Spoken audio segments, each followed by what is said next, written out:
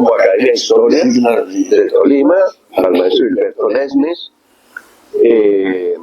y me gustaría que usted mismo se presentase, ¿cierto? Digamos, bueno, yo soy Gilberto Lesmes, Cubillos, y dirá que es una breve síntesis de su historia de vida. Sí, tengo una cosa que le va a gustar. Sí. Y bueno, salgamos de eso y después te cuento. Bueno, tú nos dices. Listo, ya está. Sí. Maestro Gilberto Lesmes, muy buenas tardes. Buenas tardes, profesor. La Academia de Historia está muy honrada y complacida de estar de nuevo acá en su estudio, dado que pues reconocemos que usted es uno de los archivos vivientes de la ciudad. Usted, a pesar de ser oriundo de Zipaquirá, ha vivido en Ibagué por más de 70 años. Y por supuesto que usted es testigo y actor de muchos procesos que la ciudad, la capital del Tolima, ha vivido desde la década del 40. Inclusive tenemos ya conocimiento de que usted escribió una crónica sobre la década de 1940 en Ibagué, cosa que nos parece encomiable que hoy el público pudiera conocer en el boletín que estamos preparando para los 475 años de Ibagué. Pero nos ha traído acá a su estudio justamente uno de los apartes de esa crónica en la que usted hace unos relatos muy interesantes, pero me gustaría que el público conociera un poco de su trajinar por la ciudad a lo largo de estos 70 años o casi 80. Bien, muchas gracias, profesor Clavijo, por esta oportunidad que me da para dar a conocer mis experiencias sobre Ibagué, una ciudad que yo es mi pañito de amor. Yo estoy en Ibagué. Hay una cosa muy simpática que con mi madre íbamos, era para Pereira, Sí. y nos quedamos en Ibagué. Yo considero que fue un afortunado accidente. Venía yo de Bogotá, porque yo soy oriundo de Bogotá, venía de 6 años y afortunadamente me quedé en Ibagué, una ciudad que me ha acogido, que me ha dado muchas oportunidades. He tenido la oportunidad de ser profesor en la Universidad de Tolima, de dar a conocer mi obra como pintor, en fin, estoy... Ibagué es la ciudad de mis amores. En la ciudad de sus amores. Entonces, tengo, afortunadamente, Dios me ha dotado de una memoria especial que recuerdo con muchos detalles lo que fue, por ejemplo, Ibagué en 1940, 1950, cuando Ibagué llegaba únicamente a la calle 25, y ahí para abajo, hacia el norte, eran puros potreros. Solamente había en lo que es hoy la 47,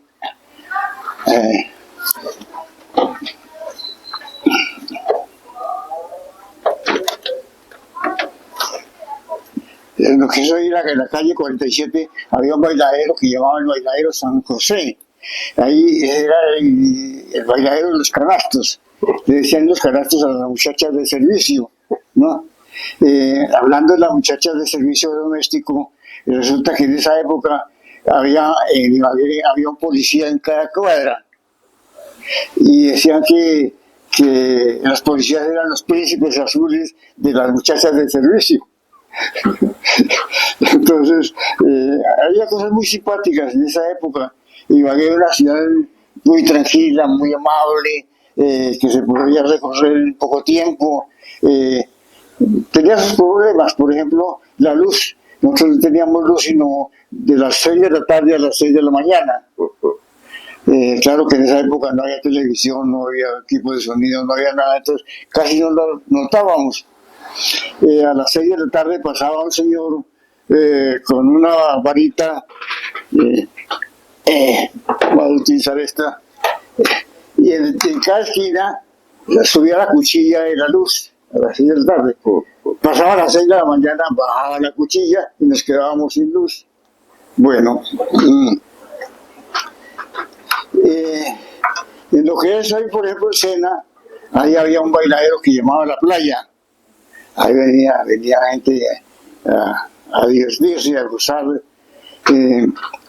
Ibagué, en la calle 15, lo que era en esa época Santa Librada, pues había hacia la parte superior de la calle 15 estaba la Sexta Brigada.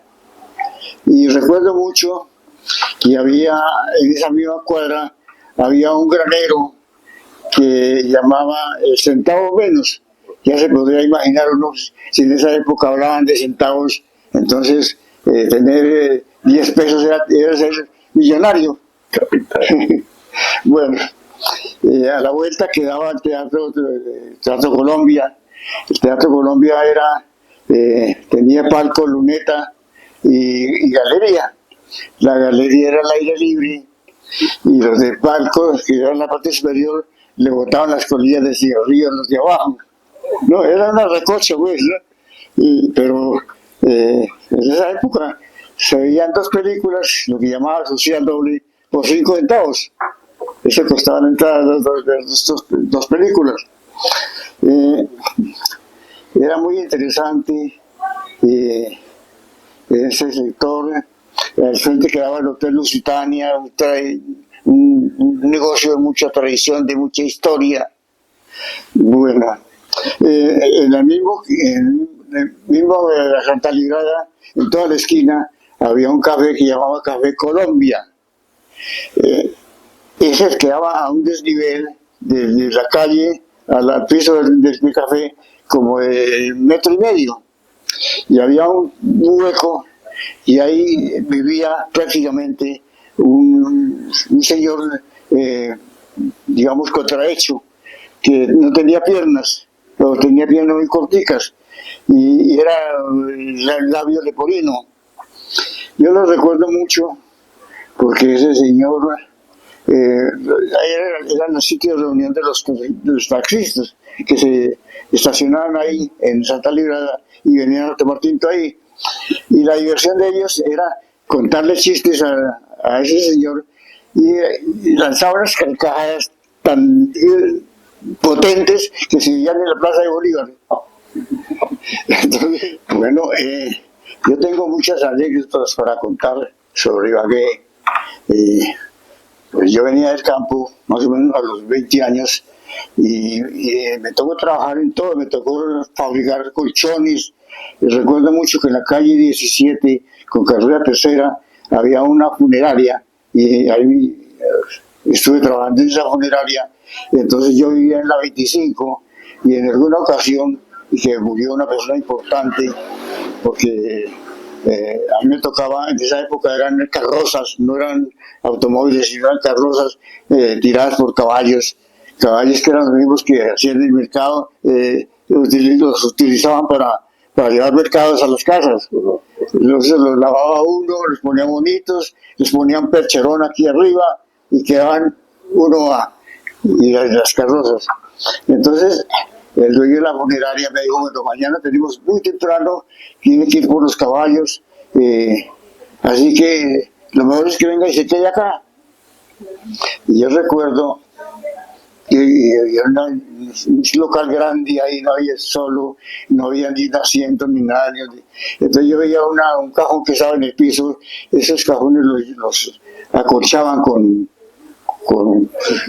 bueno, que eran como tentativos, ¿no? Con algodón los forraban. Entonces yo me metí en un cajón de esos a dormir y me despierto a las 2 de la mañana sin pote susto que me pegué. Eso fue especial. Bueno, en ese mismo local, el 9 de abril, cuando mataron al doctor Gaitán, y recuerdo mucho que estaba almorzando a la 1 y pico, a la 1:10, algo así, cuando en la emisora dieron la noticia, y estaba almorzando en la casa del dueño del local, era una marquetería. marquetería, la enmarcadora del señor conservador, Félix Yustes. Entonces, estaba almorzando en la casa de Félix Yustes cuando dieron la noticia y me dijo, mijo, lo mejor es que se vaya y se encierre porque esto se va a poner feo. Vaya esté allá. Entonces yo le hice caso, y en la parte de atrás y había un cancel y ahí yo tenía una camita que era donde dormía. Entonces yo me fui y me acosté allá tranquilo. Pero ahí como comenzaron a las 6 de la tarde a pasar gente borracha y gritando y que abajo esos HP conservadores godos, ¿no?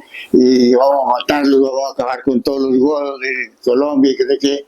Y pues comienzan a pasar con trasteo de lo que se habían robado. Yo veía a través de que el local era ancho y tenía reja metálica, se veía todo hacia afuera.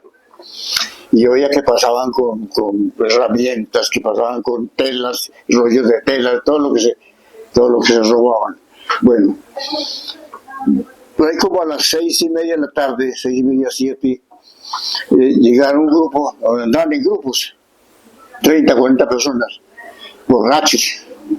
Llegaron y se plantaron frente a las almacenes de las marcadoras donde yo estaba. Y me dijeron, este es un local de un HP, con godo, no hay que acabemos con esto. Y era una almacén de vidrios, espejos, cuadros, y comienzan a echar piedra y a romper vidrios, no. Y entonces, al rato, ya se cansaron de echar piedra. No, lo mejor es, metámosle candela a esto. Entonces iban a regar gasolina y a meterle candela. Y entonces alguien del grupo dijo, no lo hagamos eso porque hay un muchacho que yo lo conozco. Yo lo vi cuando el doctor Gaitán vino a Ibagué, había venido como un mes antes. El doctor Gaitán vino a Ibagué, yo lo vi que le estaba tomando fotografías y eso había sido cierto, ¿no? Y entonces ese muchacho es liberal, aquí no hagamos eso. Entonces yo creo que esa fotografía me salvó la vida, si no me habían quemado vivo ahí. Ya. Maestro Alberto, ¿fue antes o después del 9 de abril que usted conoció a Quintín Lame en Ibagué? A ver, tal vez fue después del 9 de abril. Don Silvestre Arias Rico, el dueño de Farmacia Colony, muy amigo mío, muy buena persona, me había contratado para que le hiciera unos muebles. Él había abierto un local, como eso queda en la plaza de la 14. Entonces él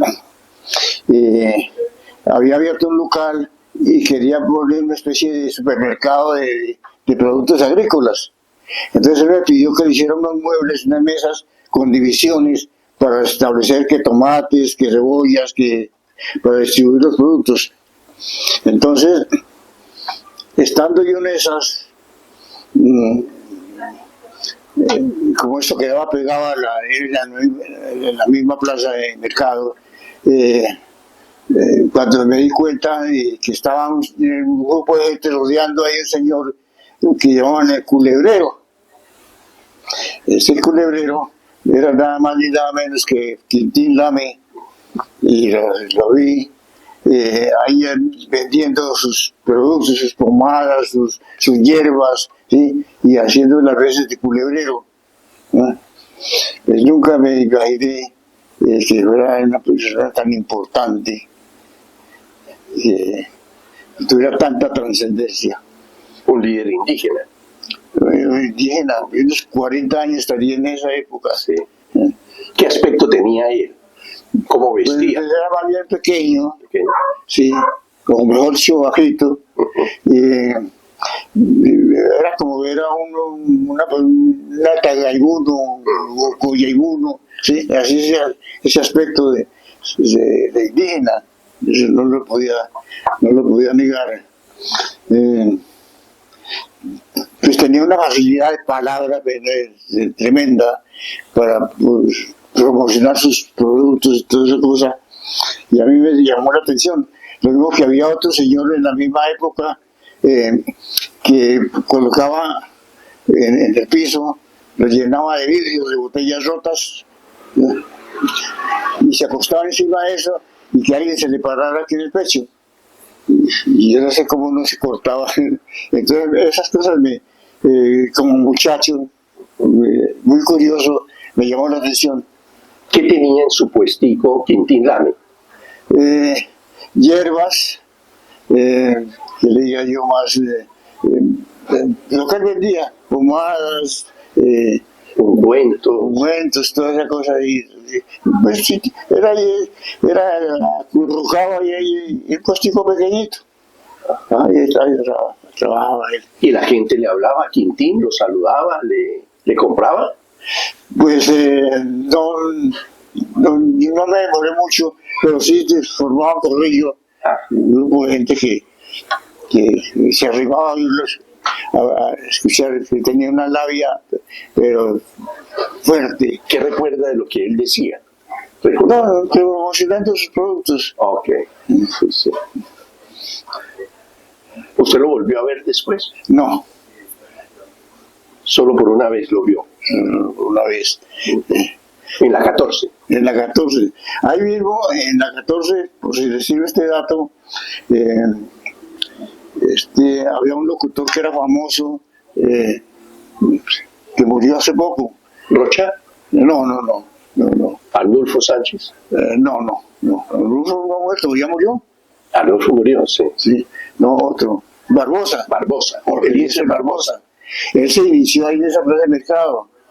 Sí, él tenía un puesto ahí donde informaba que tal cosa, cuesta tal cosa, que no sé qué, que hay promoción de tomates, que hay, bueno, él ambientaba eso ahí. Un publicista de los mercaderes de la plaza. Exactamente, ahí sí, ahí comenzó él como publicista, como locutor.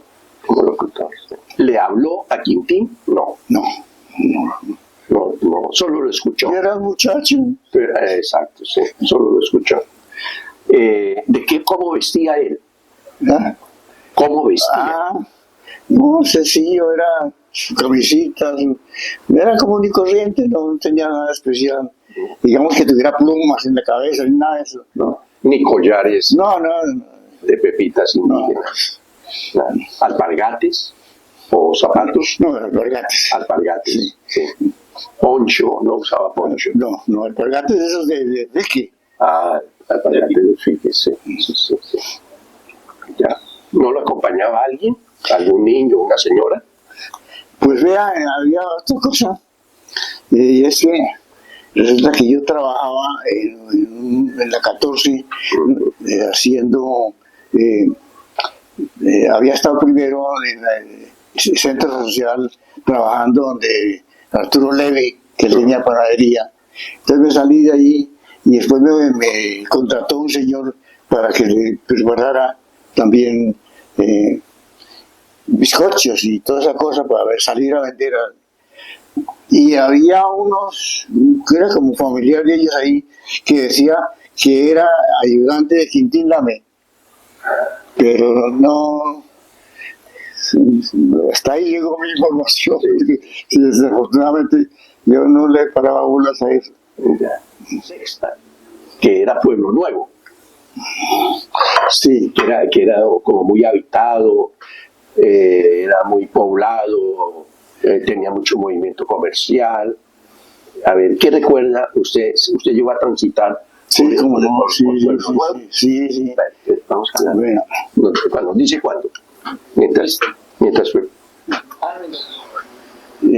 En mi paso por Ibagué, precisamente en la calle 15, con carrera quinta, tenía yo un taller de publicidad que llamaba Siglo XX.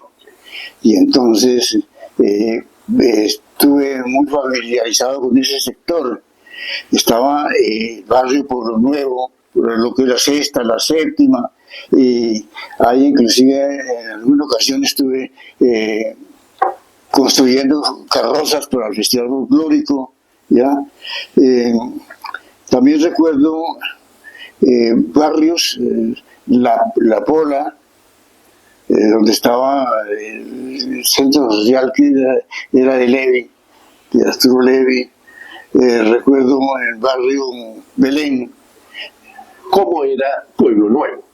Pueblo Nuevo casi no ha cambiado mucho, no ha cambiado, se conserva lo mismo. Y más que todo era como residencial, sí, no ha cambiado mucho. En Belén recuerdo el cabellón, que era estapado, no estaba pavimentado. Ahí íbamos a jugar con mi hermano mayor, a jugar trompo en la rayuela. Y por eso lo recuerdo, porque como era tierra, con la piola hacíamos el círculo y echamos el trompo de poner y a jugar ahí en ese sector. ¿No recuerda algo especial del barrio Pueblo Nuevo? ¿La quebrada esa que bajaba por ahí? No, esa quebrada la conocí, pero ya mucho tiempo después. Sí. O sea, era un barrio residencial. Sí. No había comercio, talleres. No, nada de comercio, puro residencial. Puro residencial.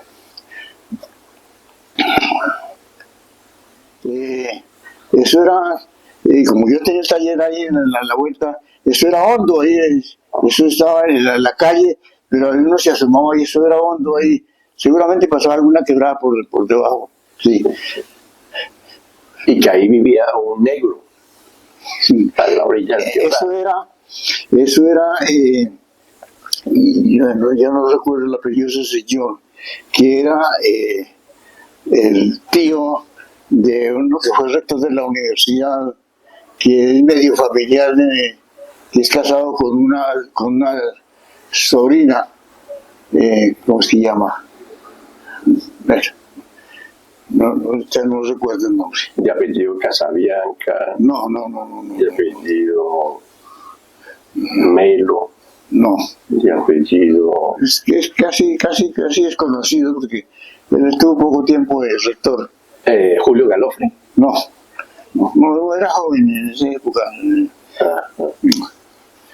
No recuerdo. Pero el señor que habitaba ahí era pariente del rector. Sí, él estuvo de rector ahí, pero no recuerdo.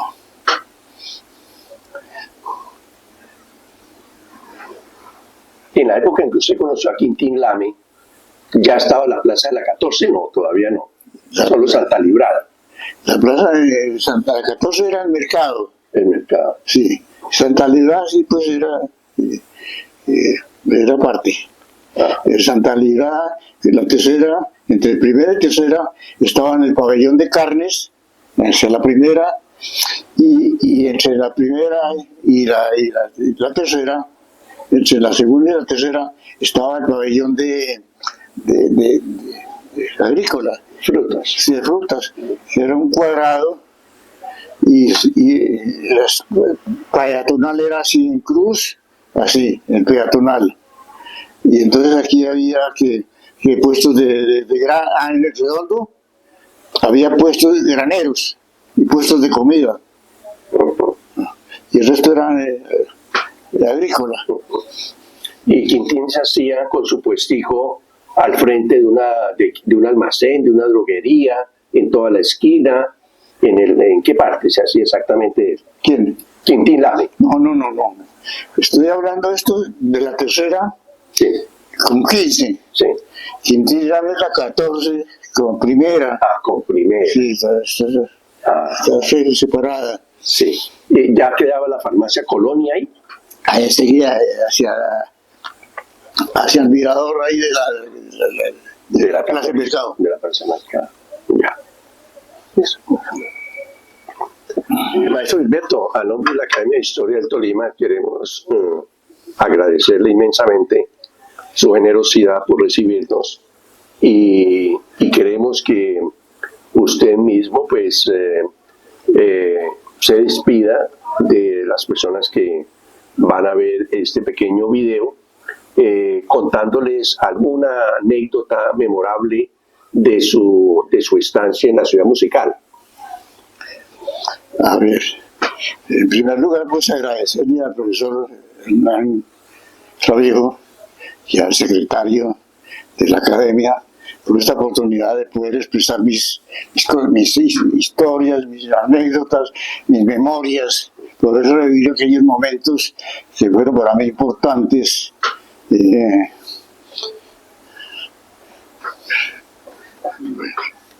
Bueno, Y que la gente lo vea en cámara, pero sí, sí, la carátula. Este es el libro de historia del barrio Jordán, el barrio más importante y más grande de Ibagué, ubicado en la Comuna 9. Este libro fue posible gracias a la colaboración de la Academia de Historia, especialmente de su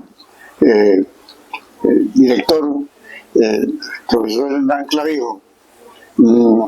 Aquí está toda la historia del barrio Jordán, que se trasciende hasta la Segunda Guerra Mundial. Ahí nace prácticamente la idea de crear un libro sobre la historia del Jordán, que afortunadamente tuve la colaboración incondicional del profesor Clavijo. A mi familia en Zipaquirá, que ellos viven en el Mortillo, muy cerca de Zipaquirá. Entonces me interesé por averiguar la historia, retroceder en el tiempo. Logré retroceder como 300 años hasta la época de Simón Bolívar para descubrir que una de mis antecesoras había sido una de las juaras que acompañó al Libertador en su gesta por la sabana, incluyendo la batalla del puente de Boyacá. Bueno, otra cosa que me pareció importante es que reconstruí la historia de mi madre, María Jesús Cubillos, y ella tiene mucho que ver con mi juventud, porque yo estoy muy ligado a ella, y mi hermano mayor, que murió hace poco, murió de 97 años, estuvimos muy ligados a ella desde los 6 años que vinimos para Ibagué hasta los 20 años que salimos del campo. Entonces yo hice un videito, si parece lo vemos. Sí. Bueno.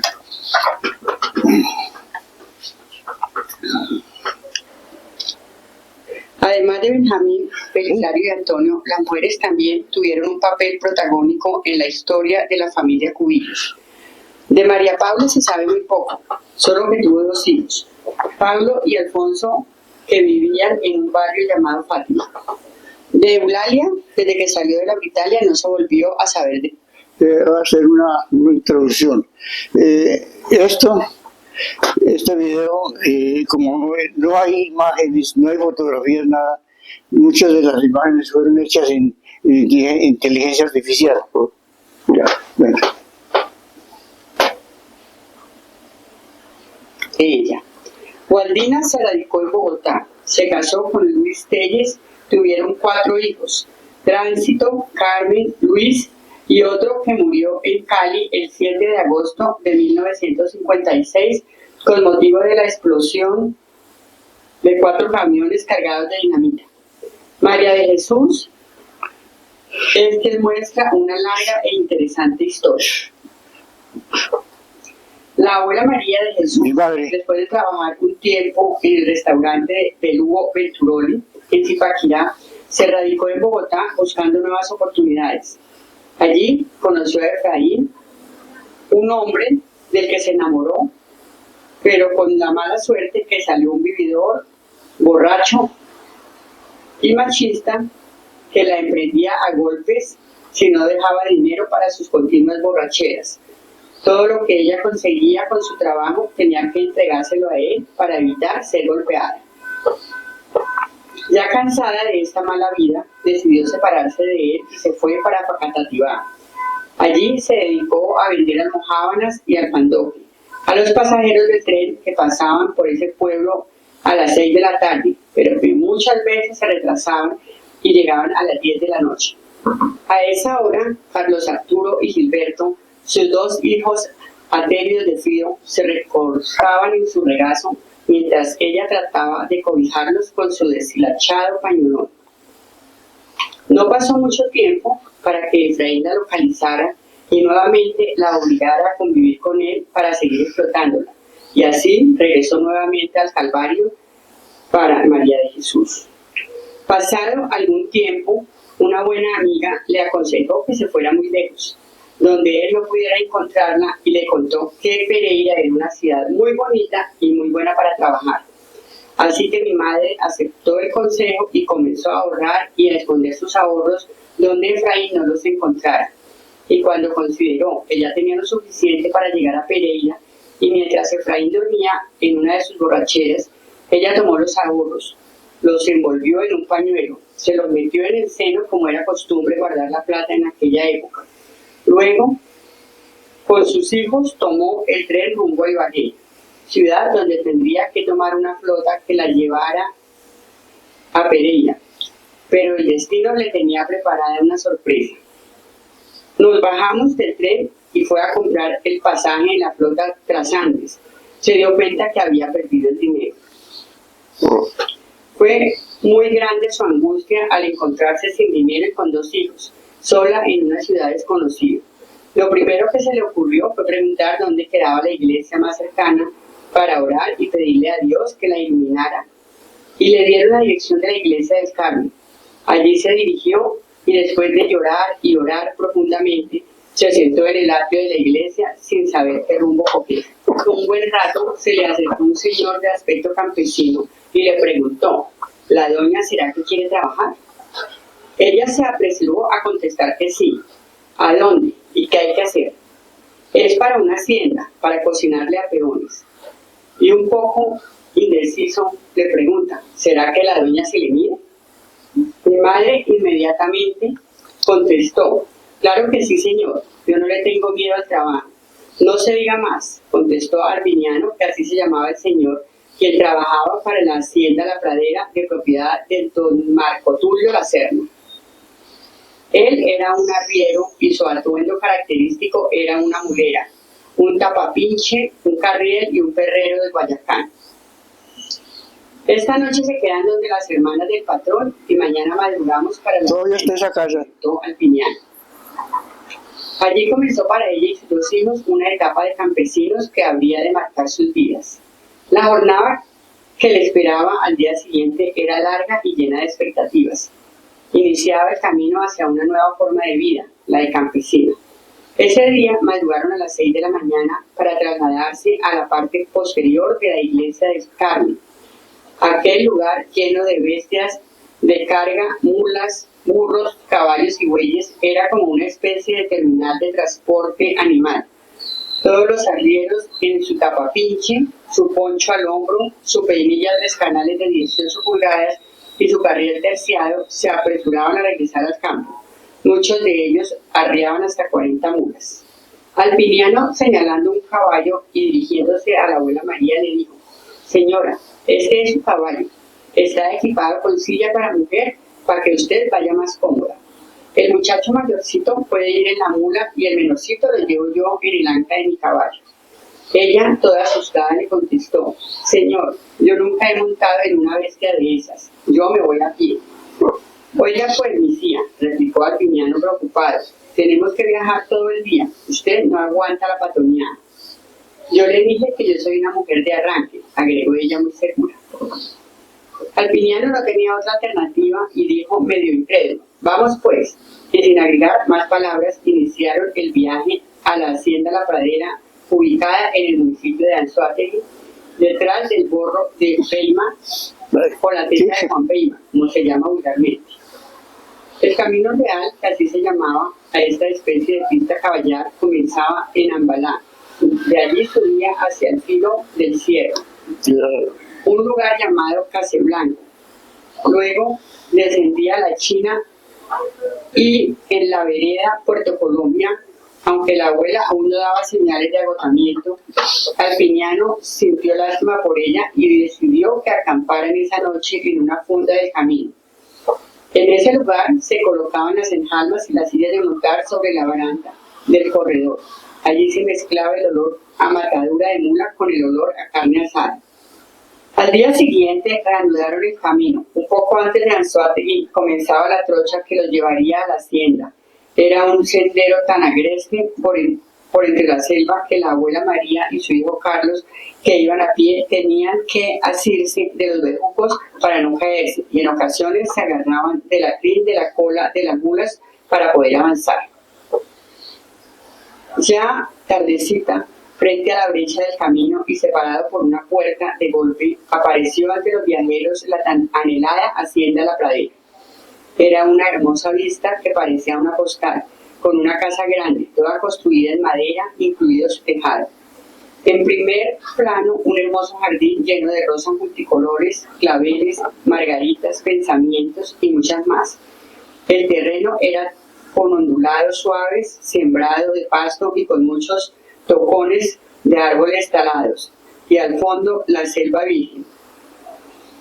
Don Marco Tulio Lacerna era un hombre alto, de piel rojiza, tal vez por la altura, con acento paisa y muy amable en su trato con sus trabajadores.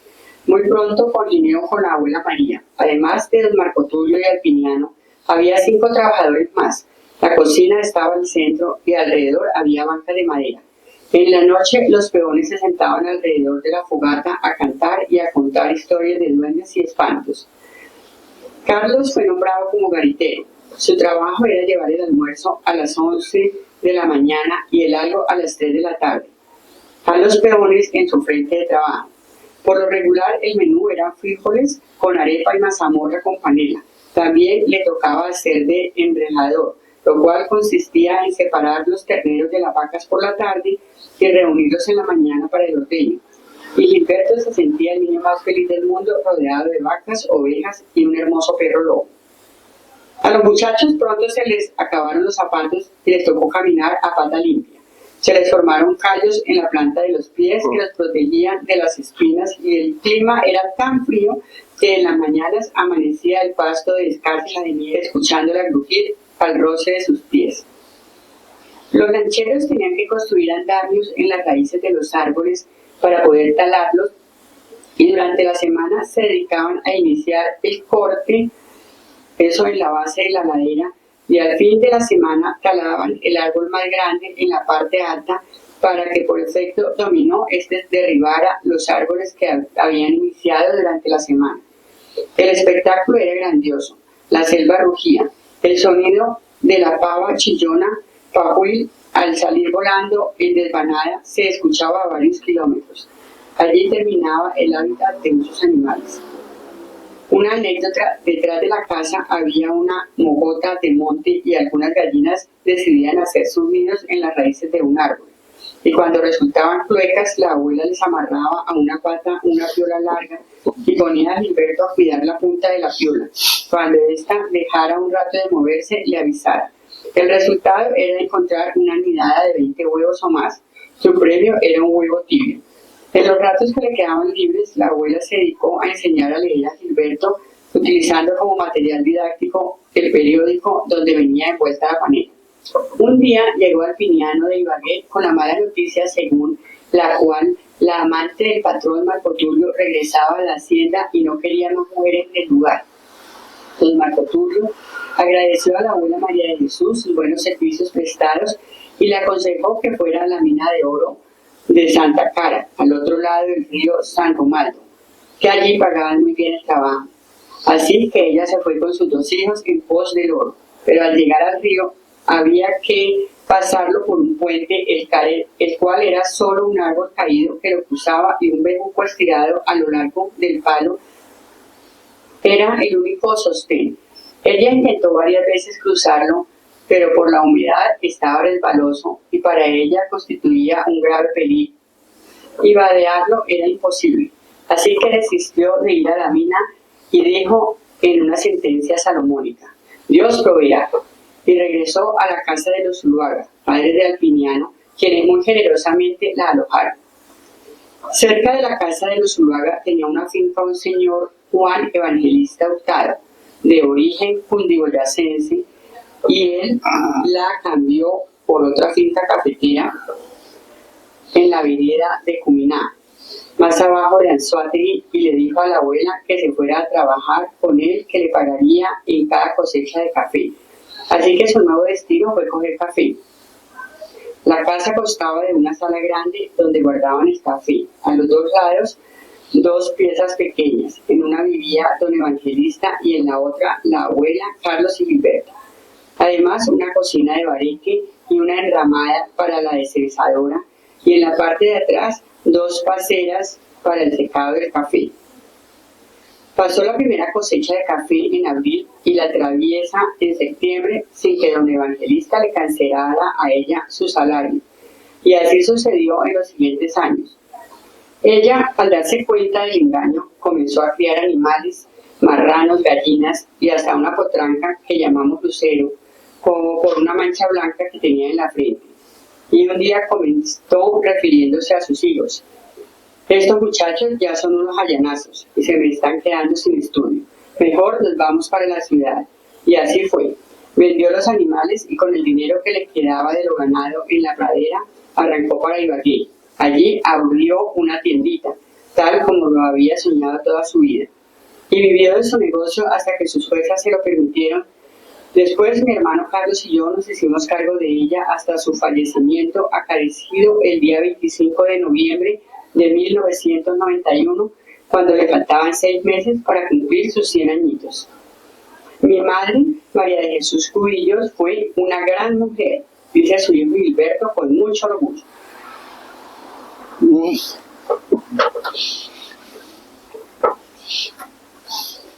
Una afortunada visita que nos deja un notable excedente a favor de suyo. Imagínense haber hecho ese relato, pero ahí está narrando ¿quién? Una hija suya. La hija, sí. Una hija suya, claro. O sea que usted le contó a ella el relato, ella lo hizo bien y vea, muy bien. Maestro Gilberto, estupendo. Imagínese usted el viaje a pie desde aquí, desde Ambalá hasta Anzoátegui, para una mujer que estaba acostumbrada a vivir en la ciudad, muy rato. Definitivamente ella era muy fuerte. María de Jesús Cubillos. No, merece un monumento. ¿Usted tiene una foto acá de ella? No. No. Tengo que hacer un cuadro al óleo. Oiga, sí, maestro, esa es una tareita. Sí, señor. Estoy en mora de hacerlo. Muy bien. Uf. Me ha cortado el aliento ese relato.